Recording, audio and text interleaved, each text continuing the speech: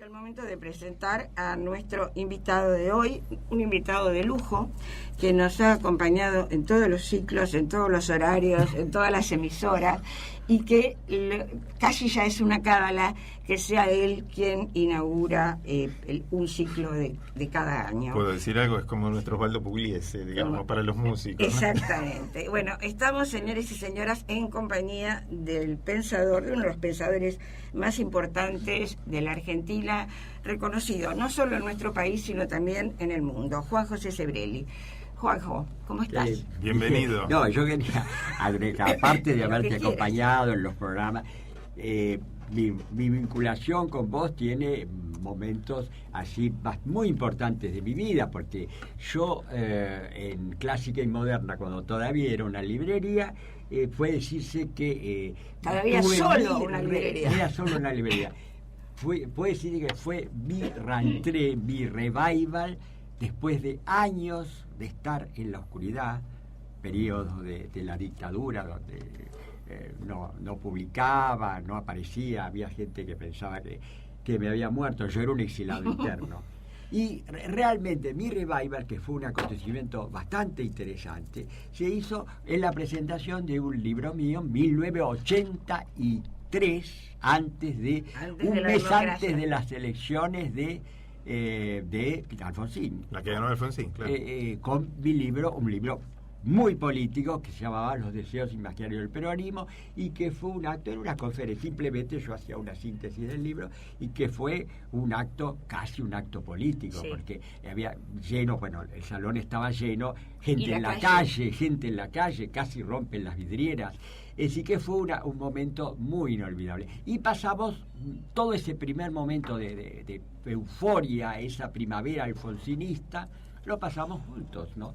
Con varios acontecimientos. Después yo di cursos en Clásica y Moderna.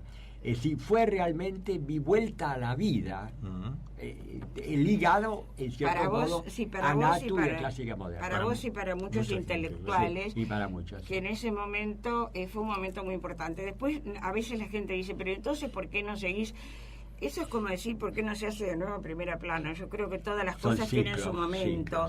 Ese era un momento muy especial que nosotros tuvimos la suerte de poder aprovechar y de poder reunir en un lugar casi tipo, como dice Kovadlov, en una especie de universidad de catacumbas, universidad de las sombras, que se reuniera un grupo importantísimo de intelectuales, que vale la pena decirlo, hoy están todos peleados entre sí. ¿Por qué será? Porque en ese momento coexistían Sebrelli, Kovadlov, Feynman, Berbisky, es decir, los nombres más importantes de nuestra intelectualidad estaban ahí y todos, bueno, éramos todos amigos, que creo que además de las opiniones que cada uno tenga, de esa manera deben manifestarse los intelectuales. Bueno, y algunos lamentablemente no. Bueno. Pero sepa la gente, porque es nuestro primer programa de esta radio, que hoy como nunca se han tocado dos cosas políticas, porque lo de Vargas Llosa hace un rato, ahora esto de los intelectuales, pero sepan que en el futuro, en este programa no se habla de política. No se habla nunca de política, sino de literatura y todo lo vinculado a los libros, como decimos en nuestra presentación en la página de la radio. Por supuesto, en el agradecimiento va el agradecimiento a toda la gente de Conexión Abierta que nos recibió con los brazos abiertos, y nos sentimos muy cómodos en esta casa. Porque además tiene unas instalaciones preciosas, unos estudios bárbaros, están muy bien ubicados, estamos muy cómodos realmente. Gracias a nuestra asistente Omar Barra, que nos acompaña permanentemente en este proyecto, que si bien es el mismo proyecto, pero hay que ponerlo en marcha. Y acá no sé... Agustina, Daniela, las chicas de Conexión Abierta, que están en la operación técnica también, que nos acompañan. Y después tenemos un montón de vías de comunicación, porque también nos tenemos que promocionar. Y claro, y además poner a tono con lo que implica estar conectados a través de este mundo nuevo que es Internet y a través de las redes sociales. Así que bueno, tenemos nuestra página en Internet, que es www.leer-delmedio-esunplacer.com.ar. Leer-del-medio-es-un-placer.com.ar. Allí van a estar todos los programas que vayamos teniendo, todos los invitados que van pasando por el programa, van a poder volver a escuchar el programa cuando ustedes quieran, ¿verdad? Y este programa se puede escuchar en todos los países de habla hispana o no, porque también se puede escuchar en Londres si alguien entiende castellano. Es decir, es un salto grande para nosotros. Así que estamos muy contentos con eso. Y también tuiteamos y tenemos nuestro Facebook. El Facebook es Leer es un placer. Allí nos conectamos también. Natu ha entrado con mucha actividad en el Facebook últimamente. La vejez viruela. Y en cuanto al Twitter también ya vinimos, para los que siguen Twitter, vinimos tuiteando desde muy temprano todo lo que vamos haciendo. Y nuestra dirección allí es leer_es un placer. Perfecto. Bueno, hemos analizado con Carlos a lo largo de tantos años, desde el año 95 estamos en el aire con alguna interrupción, hemos analizado prácticamente, han pasado por nuestras manos y por Leer es un placer, todos los libros de Juan José Sebrelli, de quien yo tengo una referencia personal más, pero no puedo dejar de decirla. Tengo la obra completa, primera edición, firmada por Sebrelli, lo cual tiene un valor que alguien sabrá en su momento considerar, ¿no es cierto? Bueno, nos estamos refiriendo, vamos a hacer foco hoy, más allá de que hablemos de lo que sea, de los antiguos libros de él, etcétera, los anteriores, perdón, vamos a hacer foco en el último libro publicado por Sudamericana, como está publicada toda su obra, que se llama Cuadernos. Que yo primero pensé, y ahora le voy a dar enseguida la palabra a Sebrelli para que él realmente explique, que era ese tipo de cuaderno de notas como el de Chekhov, donde va anotando pequeñas reflexiones, casi un diario y demás. Pero no, este es un libro que se mete con profundidad en una cantidad de temas y donde cada capítulo, acá tengo copiado el índice, así que después nos vamos a referir a él, es un verdadero ensayo. Pero hay una primera parte que se llama Acerca de los cuadernos y que le vamos a dar por fin la palabra a Sebrelli para que él explique qué fue, qué es para vos, qué es lo que vos contás acá en esta entrada a Cuadernos que se llama Acerca de los cuadernos. Sí. En realidad sería como un subgénero dentro del ensayo. Ajá.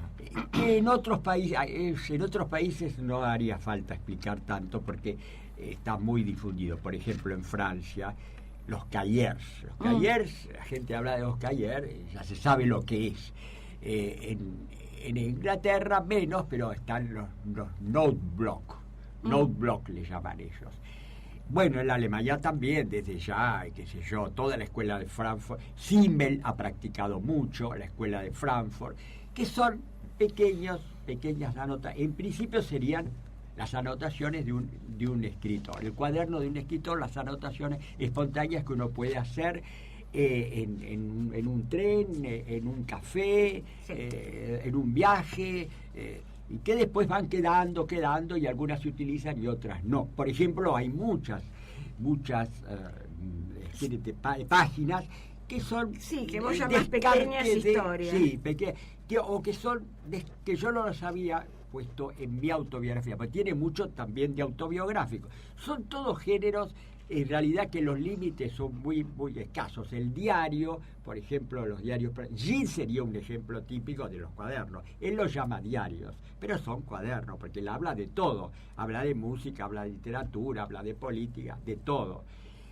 Cuadernos, diarios, ensayo, todo eso está muy mezclado y es muy difícil establecer una frontera. Yo diría que el más lejano antecedente que habría de lo que yo estoy escribiendo acá, de los cuadernos, sería justamente el título da origen a todo el género, que es Los ensayos de Montaigne.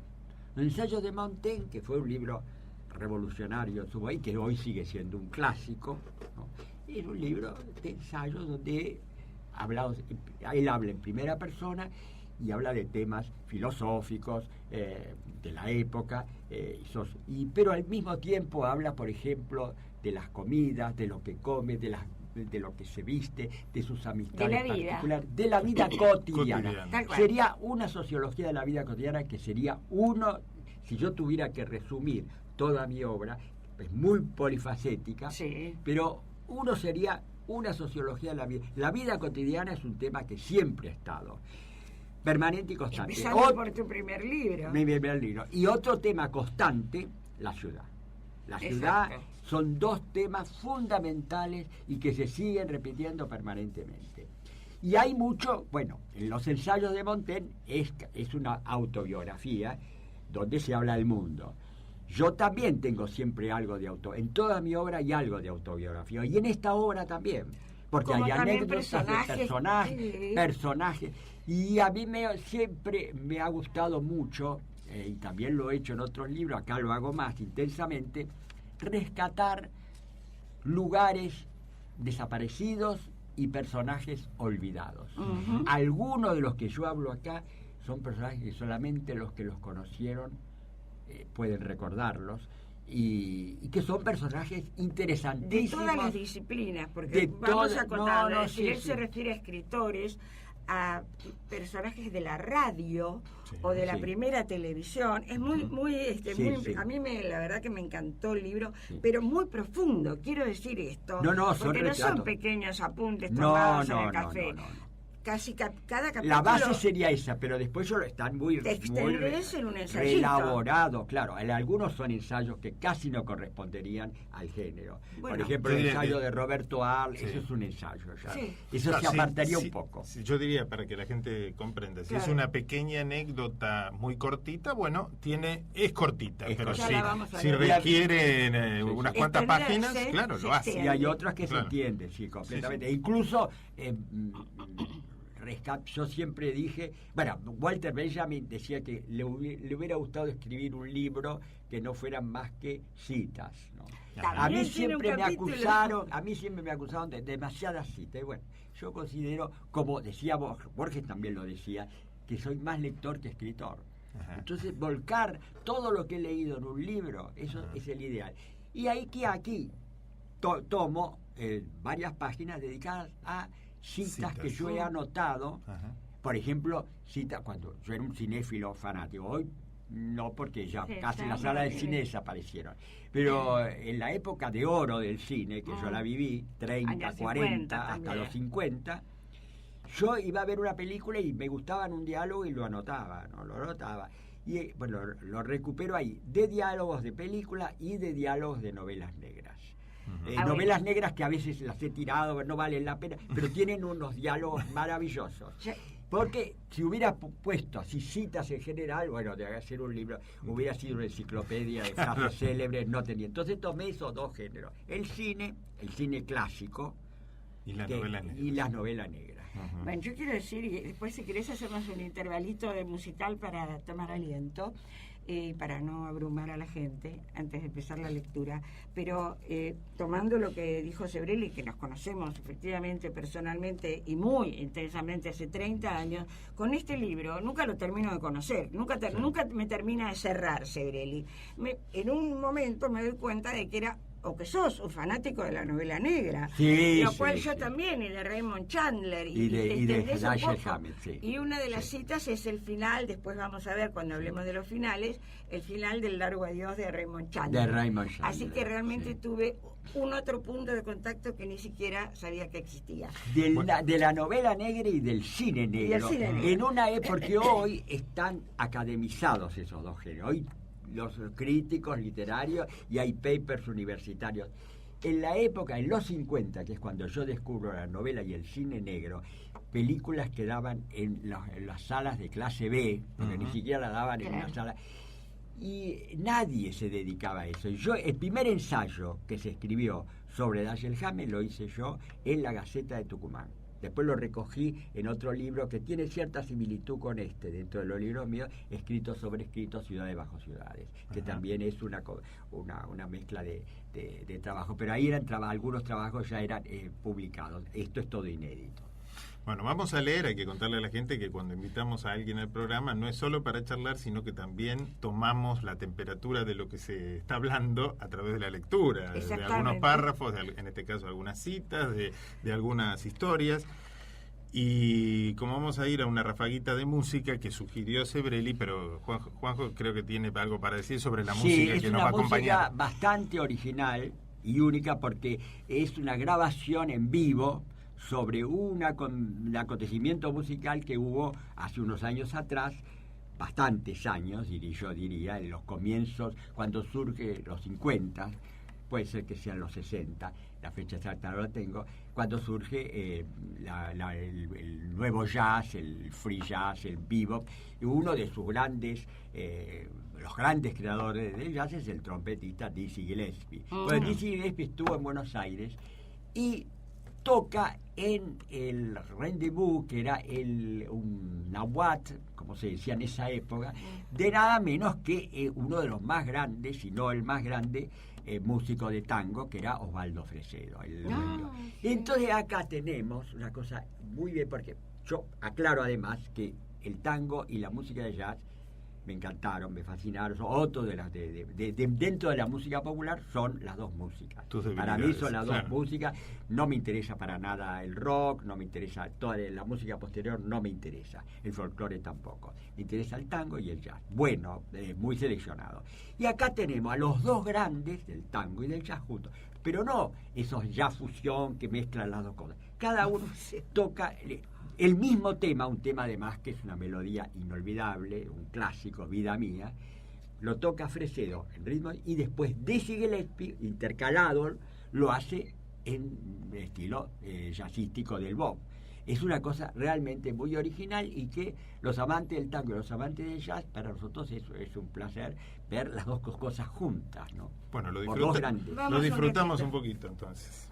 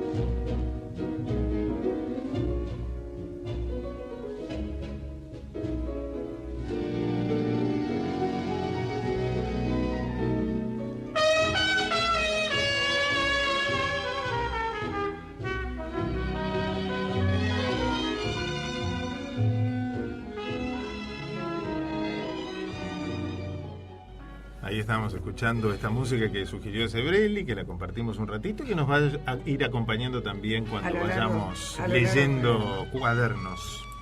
Bueno, quiero contarles algo. Hasta ayer, que yo siempre sé que un día antes del programa me cae la ficha, porque estaba... ¿Qué pasó ayer? Antes de ayer estaba diciendo, bueno, ¿qué tengo entre las manos? ¿Cómo se aborda este libro para dar una idea a los oyentes y para que después salgan a comprarlo, a leerlo? A comprarlo no importa, a leerlo.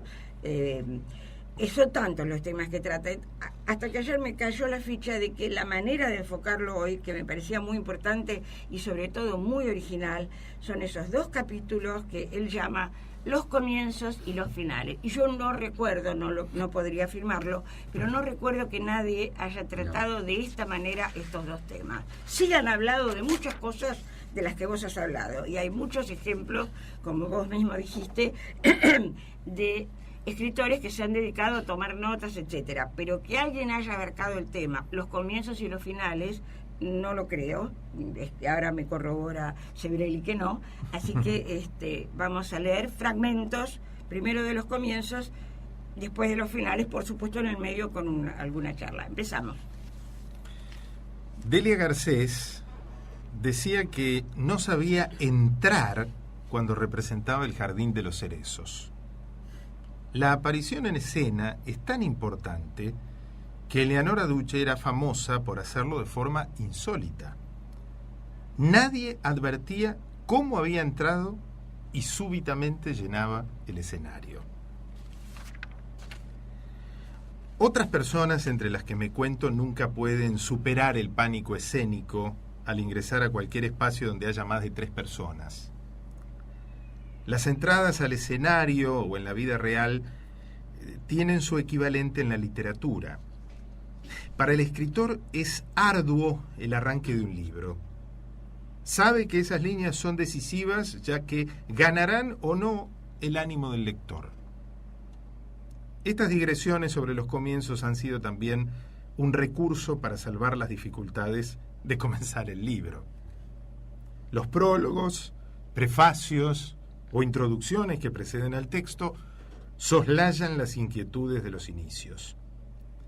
La jerga académica incluye a los prólogos entre los paratextos. Borges los consideraba una especie lateral de la crítica y reclamaba una teoría del prólogo. Anton Chejov recomendaba que para escribir un cuento había que suprimir el comienzo y el final. Pío Baroja, sin conocer ese consejo, solucionó el problema a su manera. Construía sus novelas sin principio ni fin. Italo Calvino urdió la trama de la novela Si una noche de invierno un viajero con los inicios de muchas otras. Truman Capote confesaba haber empezado a escribir Plegarias atendidas por el último capítulo, porque siempre es bueno saber a dónde va uno. En la novela policial inglesa, el nudo de la trama, el asesinato, es el comienzo, y el resto, una retrospección de ese hecho. La pérfida habilidad de Leni Riefenstahl imaginó para las celebraciones nazis de Nuremberg, el triunfo de la voluntad, 1935, la llegada triunfal de Hitler descendiendo de un avión como si bajara del cielo un dios del Walhalla. Seguía la entrada solemne al lugar de la ceremonia. Una lenta caminata del Führer por el largo pasillo bordeado de multitudes. El discurso comenzaba con un silencio expectante para crear un clima de tensión. Tanta importancia daba Hitler a las entradas que en sus diseños juveniles y en los proyectos arquitectónicos para la Nueva Berlín, las escalinatas ocupaban más espacio que los salones. La composición musical emerge de la nada. Es la interrupción del silencio que antecede al sonido inicial. Algunos músicos populares suelen presentarse con una humorada. El pianista de jazz Enrique Villegas evadía el principio de un concierto diciendo: vamos a comenzar con la segunda parte porque la primera, que no se escuchó, fue la mejor. Hay una ceremonia de los comienzos. El repetido "había una vez" o "érase que se era" de los viejos cuentos infantiles creaba todas las expectativas en el niño lector. En los tiempos del intercambio epistolar ha sido muy común empezar una carta con una frasecita convencional: tomo la pluma y los conferencistas apelaban al protocolar «Señoras y señores». El psicoanálisis se ha centrado en el tema del comienzo. Freud creía que los sucesos más importantes para los individuos ocurrían en la infancia y que el resto de la vida era un retorno inconsciente a esa edad. La historia de la humanidad no tiene un principio definido, se pierde en la oscuridad de los tiempos. De ahí la recurrencia a los mitos de los orígenes y del eterno retorno.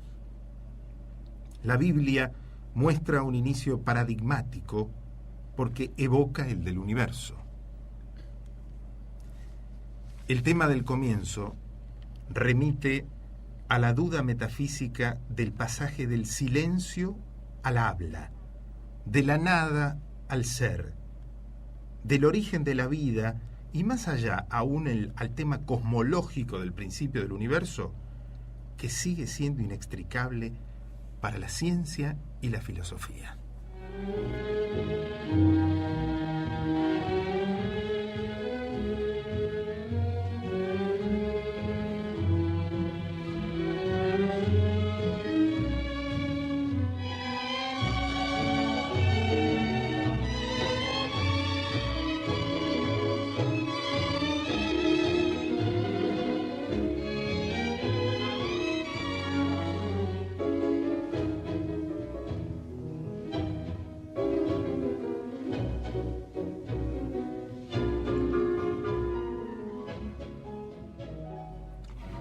Seguimos en Leer es un placer. Estamos con Juan José Sebrelli por Conexión Abierta en nuestra primera emisión de este año. Y con Juan José Sebrelli estamos recreando la lectura de Cuadernos, su último libro publicado, y nos referimos, dentro de ese libro tan vasto, tan intenso, tan profundo realmente, como decíamos, o por lo menos eso fue la sensación que a mí me quedó, nos circunscribimos a 2 capítulos que él llama Los comienzos, y después vamos a hablar de los finales. Quiero aclararles, esto para siempre, es muy difícil que nosotros podamos leer un texto entero, salvo que sea un cuento muy corto. Si no, las novelas me ocupo yo misma de hacer los recortes. Y finalmente nunca se han enojado los autores. Acá pasó lo mismo y Sebrelli dice que estaba bien. ¿Qué querés agregar a esto? Yo quisiera preguntarle, claro. ¿qué le pasa a Sebrelli con los comienzos de sus libros, no? Ay, sí. ¿Sabés el recurso que yo tengo? Que yo durante muchos años he dado cursos, charlas, muchos años. Bueno, ya hablamos de los cursos que daba en Clásica y Moderna. Y todos, yo tenía guiones de esos cursos. Guiones, carpetas enteras, llenas y llenas. Y eso me sirve como la base. Porque empezar con la pantalla, antes se decía la hoja en blanco, ahora es la pantalla en blanco.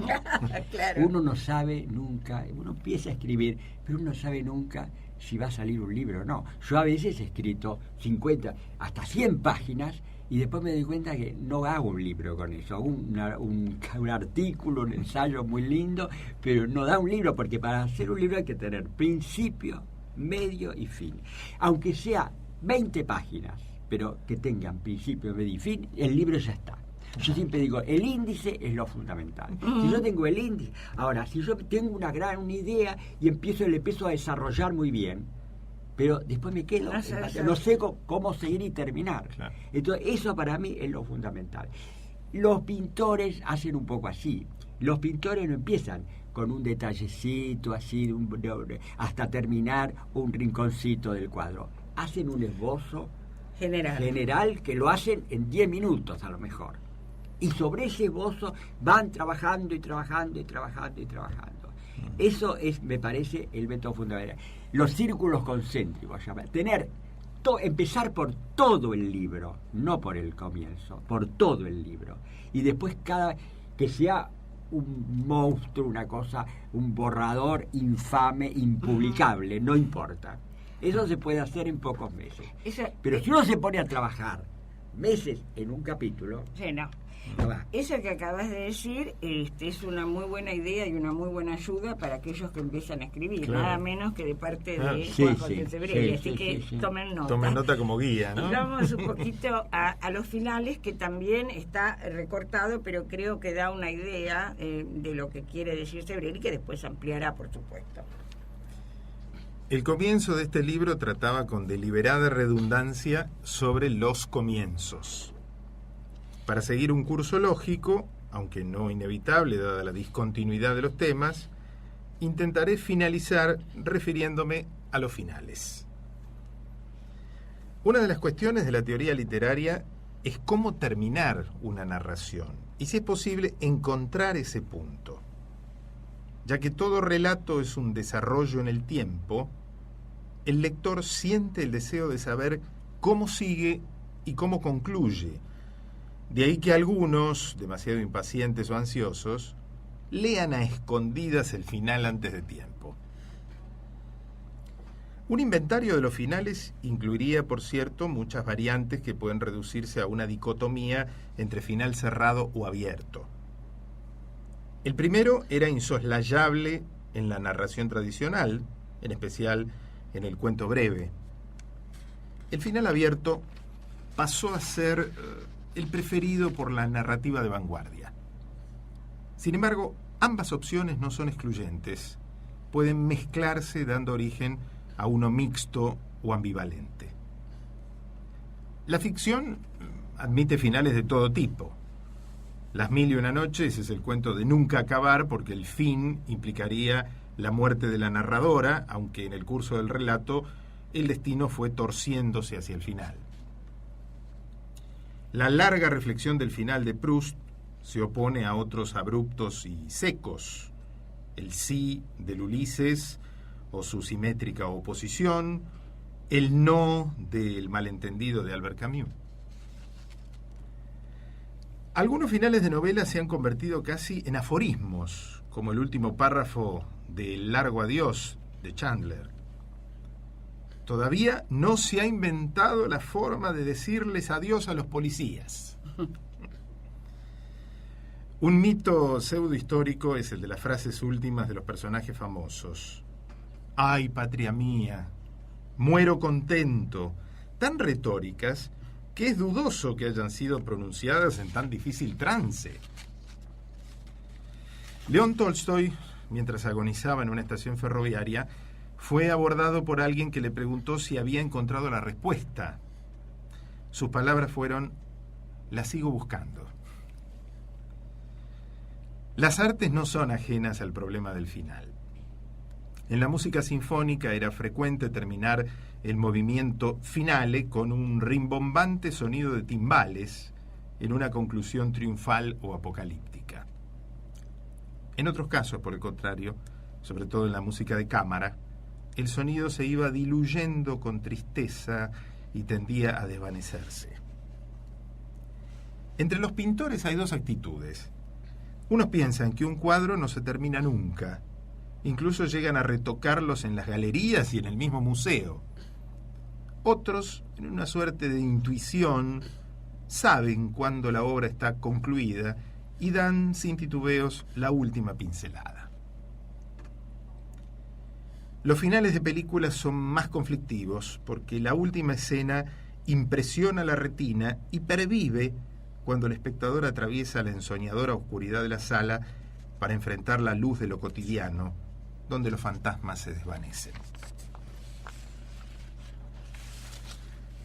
A comienzos del siglo XX, el éxito de La decadencia de Occidente, de Oswald Spengler, originó una serie de libros filosóficos o sociológicos suscriptos en su mayoría a la corriente del pesimismo cultural alemán, cuyos títulos comenzaban con la declinación, la agonía, el ocaso, la caída, la muerte, y que pueden agruparse en el subgénero de teoría de los fines.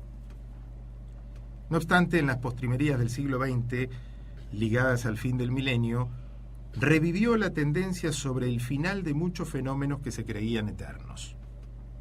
Se habló nuevamente del fin de Occidente se agregaron el fin de las ideologías, el fin de la política, el fin de la filosofía, el fin del arte, el fin de la pintura de caballete, el fin de la modernidad, el fin de la cultura escrita, el fin de Dios y hasta el fin del hombre, Foucault. Dentro de algunos años, las disquisiciones actuales sobre los fines sonarán tan anticuadas y marchitas como la mayor parte de las predicciones anteriores. Se decía que la fotografía acabaría con la pintura, el cine con el teatro, la televisión con el cine, la computadora con el libro. La teoría de los fines, como todas las ideas de moda, tiene su periodo de esplendor y pasa. Tal vez el único fin que acaecerá sea el fin de la teoría de los fines. Sin embargo, no puede negarse que existen dos finales inevitables y seguros: la muerte del individuo y el fin del universo. Nadie conoce realmente cómo termina una vida, cómo son los últimos minutos de conciencia. Cada uno muere solo. La muerte es una experiencia incomunicable. La muerte de cada hombre es inseparable de la de toda la humanidad, y la de esta, a su vez, permite concebir de algún modo la desaparición de la Tierra y del universo, del que es una parte insignificante. Desde la entrada de una actriz en el escenario hasta el fin del mundo, este libro ha recorrido un azaroso trayecto. Tal vez no sea necesario un final nítido, ya que no ha habido una trama, un hilo conductor, y entonces tampoco se impone un desenlace. Estas páginas se parecen más bien a una escapada al desván de una vieja casa, a revolver un baúl olvidado lleno de papeles sueltos, o a una reunión alrededor de la mesa de café donde los contertulios entran y salen libremente, o a una caminata con un alto para una breve conversación con alguien que se cruza, para seguir luego cada uno su trayecto. ¿Acaso el encuentro fugaz entre interlocutores desconocidos en el diálogo silencioso de la lectura permita compartir cierta intimidad y un recuerdo perdurable?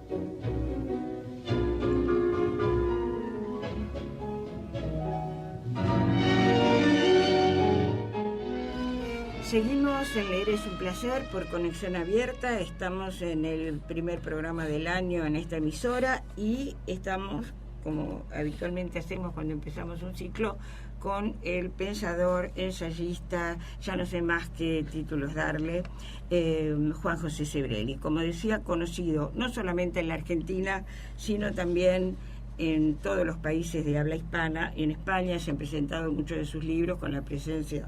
Ayer estaba mirando una foto tuya que estás con Sabater y con Blas Matamoros. Sí. Ahora se traduce al francés, el asedio a la modernidad, Le Bleu de la razón. El asedio el asedio de la razón es el olvido de la razón es el que me confunde. Y el asedio a la modernidad, claro, el asedio a la modernidad ha sido un gran éxito en España y se está por reeditar en España. El olvido de la razón fue también un éxito en España y ahora es traducido, el primer libro que se traduce al francés, justamente se va a anunciar en la feria, que se llama L'oubli de la raison.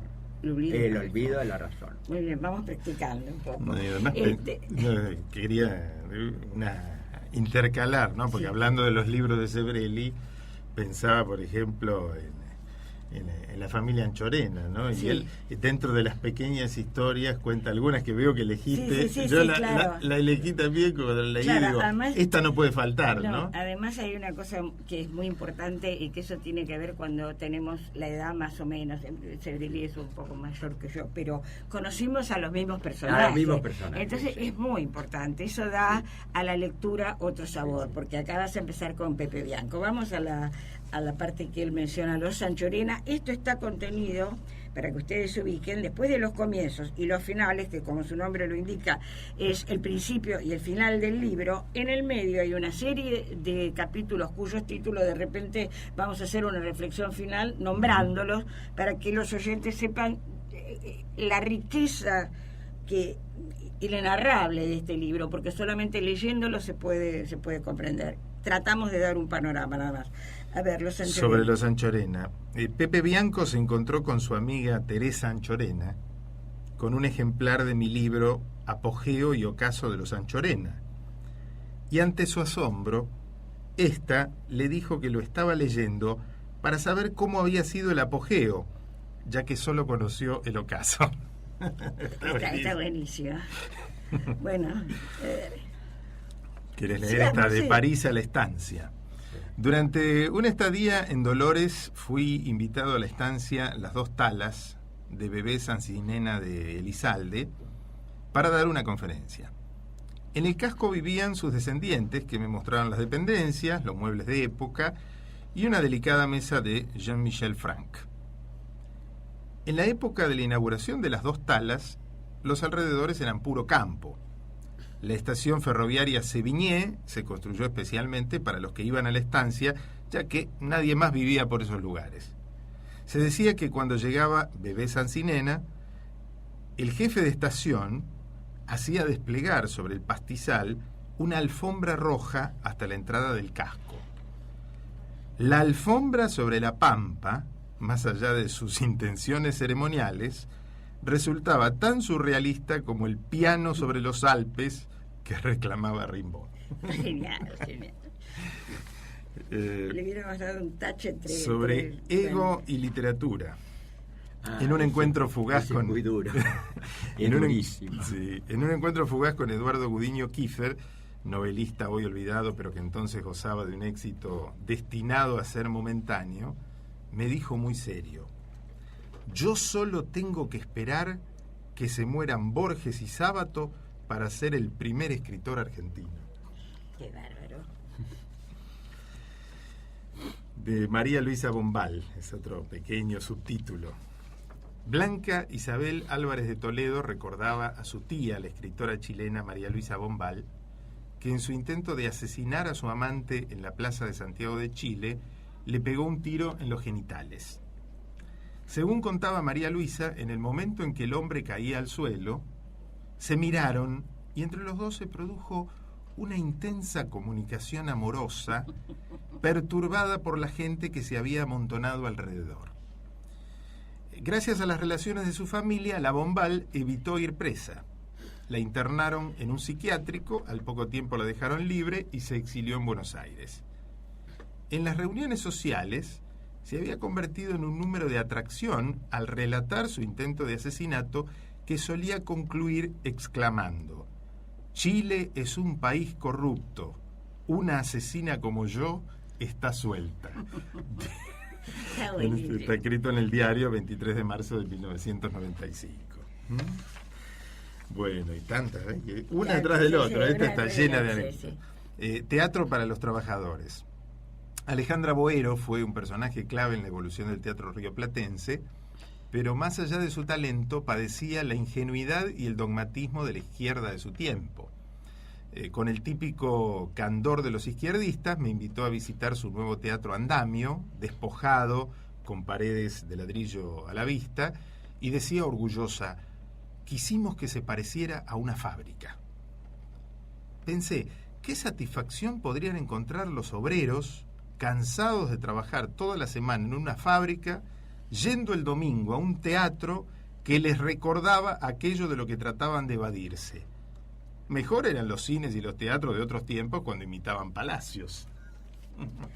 la acidez de los comentarios es impresionante, la maldad, vamos a decirlo, tengo la confianza, es la maldad, es la mirada crítica absoluta y la mirada sarcástica que pone de relieve una cantidad de cosas. Adoré a Alejandra Boero. Yo también. Y él también. Yo no sé, me consta, conozco el Teatro Andamio, pero entiendo, me pareció tan importante lo que dice, porque es verdad, si no podés hacer un teatro para que entonces los obreros se sientan como en la fábrica. Suponiendo ¿no? que los obreros fueran el teatro.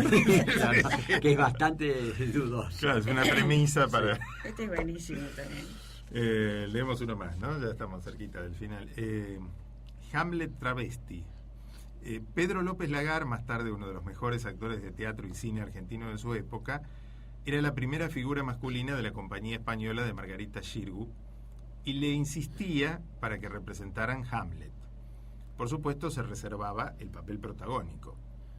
Finalmente la Xirgu escuchó el consejo y decidió dar la tragedia shakespeariana, pero imitando a Sarah Bernhardt, asumió travestida el papel del príncipe. López Lagar no se lo perdonó y abandonó la compañía. Sin embargo, cuando fue un actor famoso y hubiera podido cumplir su deseo, vaya a saberse por qué razones, nunca se atrevió a ser el dubitativo personaje. Bueno, estamos hablando de Margarita Xirgu, que también ella sola da historias. No, yo la he visto, antes también. que fue expulsada por el peronismo, tuvo que irse al Uruguay, exilada en el Uruguay. Pero yo la vi antes en el teatro argentino, sí, haciendo obras de García Lorca, la Casa Bernarda Alba. Sí. Yo también la vi. Yo vi todo, igual que vos. La última cortita, 3 líneas, Ricos y pobres. Veo El puente, de Carlos Gorostiza, en Nuevo Teatro en 1949.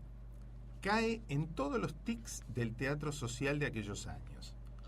La madre pobre no hace más que sufrir y la mujer rica no puede dejar de ser mala todo el tiempo. Dan ganas de gritarles, descansen un momento. Está buenísimo. Bueno, igual seguimos charlando con Juan José Sebrelli y vamos a darles ahora, si después lo dejamos una especie de índice. Claro, el índice. Bueno, después de los comienzos, que leímos unas partecitas al comienzo, viene el capítulo de vida cotidiana, de pequeñas historias, historias de vida, cine, ciudades, cultura de masas, donde se habla de personajes, de Catita, de Tita Merelo, de tantos otros. Citas, bueno, las que mencionaba Juanjo, que no son apuntes sobre cine y sobre novela negra, ¿no? Libros, políticas, sexus, tiempo y el riesgo de pensar. Y luego el capítulo sobre los finales. El capítulo ese del riesgo de pensar es genial. Por eso me encantó el de amor y amistad, que es un tema que en todo el programa de televisión o de radio se aborda. Es posible que es diferente el amor y la amistad, bueno, pero lo encara de una manera fantástica. De los temas que más ha interesado a la gente sí es el de las historias de vida, donde rescato, que son como casi cuentitos, ¿no? Casi pequeños cuentos, donde rescato personajes increíbles de la vida que no han sido nada importantes, pero que han puesto todo su talento, como diría Oscar Wilde, en su vida. Personaje, por ejemplo, de Tota Cuevas, una dama aristocrática de aquella época que tenía una vida sumamente turbulenta y aparece incluso retratada en un hermoso cuadro que está la pueden ver en el Museo de Arte Decorativo. Otro Cabito Bioy, que es un primo de Adolfito Bioy, que es un personaje, únicamente lo ha nombrado Borges, y muy amigo de Borges, y que era como una especie de vagabundo, un personaje interesantísimo. Yaros, que era un fotógrafo que terminó, que está viviendo todavía en un manicomio. Personajes realmente olvidados por completo, desconocidos algunos, incluso no olvidados. Y eso ha gustado mucho. Esa parte ha gustado mucho. Es un libro que hay que difundir, hay que recomendar. Y nosotros vamos a seguir... Los que hacemos radio siempre, ¿cuántos programas de radio se podrían hacer con este libro? Será para todo el año. Para todo el año. Claro, porque solamente cada y es que a mí me gustaría seguir Ahora estoy escribiendo un libro serio, Pensar la política, pero me gustaría hacer un cuaderno 2, cuaderno 3. Claro. Me encanta, en Francia se hace. Y ahí lo dices, ¿por qué no? Acá más difícil es porque la gente busca un tema y nada más, y se desconcierta. Mucha gente Yo me acuerdo cuando tuve que hablar para los libreros, siempre Sudamericana hace una lectura del autor para los libreros y los vendedores de la editorial, y yo decía, bueno, mis libros, los me decían, bueno, tus libros se venden solos. No, le digo, no se venden solos. No. Los libros en la Argentina se venden por el tema, la gente busca y por temas. Recomendación, sí. Y bueno, por recomendación. Y este libro no tiene tema. Les va a resultar difícil, van a tener que explicar. No te preocupes. Haciendo el resumen, ya hemos hablado bastante, pero bueno, Juan José Sebrelli, Cuadernos, editado por Sudamericana, fue nuestro libro de hoy y nuestro invitado, Juan José Sebrelli. Bueno, nos encontramos el próximo miércoles. Gracias a todos, gracias Sebrelli por estar con nosotros, gracias a todos nuestros asistentes, las chicas, Conexión Abierta, Gobierno de la Ciudad.